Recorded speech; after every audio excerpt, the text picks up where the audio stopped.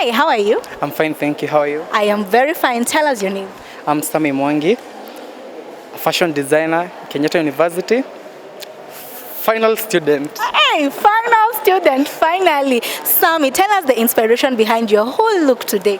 Um, my inspiration, architecture. I'm obsessed with how much our brains can go in terms of creativity, and architecture being one of the most innovative parts in the world. I decided to use it. So basically, the shapes, different structures of the skyscrapers, they're the ones that have inspired my look. Yeah. So I think I can say the shapes, couture itself. I don't have my female here. You could have seen how the shape itself has come out, but it basically shows how architecture and fashion design, you can get inspired through it. Yeah. This is the most fascinating inspiration I've had. So, how long did you take in actually coming up with this whole design? First, I had the idea. I had the inspiration, architecture. So from sketching, sketch work, to taking my models' measurements in mind, to sourcing the fabrics, to actually making the whole design. It took me for about 2 months. Yeah, 2 months. And I'm happy. At least I usually say take time to produce the best. Take time to produce the best. And when you had the theme for this season is Afrofusion, what came in mind? Afrofusion. I love how fashion is becoming one of the most brilliant industries that is coming up in Kenya, multi-billion. So I wanted to know how I can figure out how to blend the African fabrics with the already existing Western fabrics. And so I took this idea of blending colors, and the fabric itself, I sourced it from Nairobi Textiles. It's one of the stores that they sell African fabrics. And yeah, I'm happy for the way they decided to fuse fashion and African, we want to diverse. What was the most fun thing about coming up with the whole look? Ile ilikubamba. Which part of the whole design process? I can say this blouse, the top, sorry. I've been making trousers for a long time, so I wanted to examine how far can I go when it comes to creating the mill shirts and all that stuff. And so I came up with the turtleneck, and I wanted to make the keyholes, a small African top, yeah, and some chains and all that stuff. Yeah. And what is that one thing you have really learned as being a fashion and design student? Challenges are there. It will come a point you want to give up. But I always have one thing that keeps me going. Once I start, I don't stop. I don't give up. I just look forward. That's my goal. Impressive. And even as you are in fourth year, how are you planning to monetize fashion even as you finish your schooling? Now, interesting.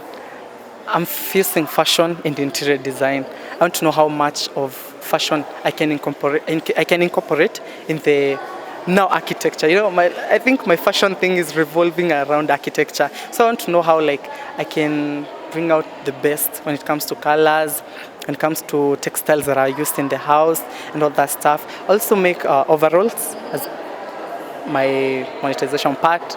But I think mostly interior. I'll work on interior more. And lastly, encourage someone out there who wants to pursue fashion and design, particularly in Kenyatta University. Wewe. But right now we know white collar jobs are getting tricky to find. So I can advise somebody. Right now economy is getting a little bit tricky. But having something that you can do with your own hands without any supervision, I believe that is the best thing you can ever have right now. That's the best. I feel skills are way more important than actually read about books and all that stuff. And I think Kenyatta University has the best when it comes to lecturers, teamwork. I think I really love it here. I can any person who wants to study here in KU, please go for it. Make it your top notch to come here. Yeah. Thank you so much, Sami. Umesikia hiyo, make it a priority to do fashion and design here at the Kenyatta University. Thank you so much, Sami. Looking stunning this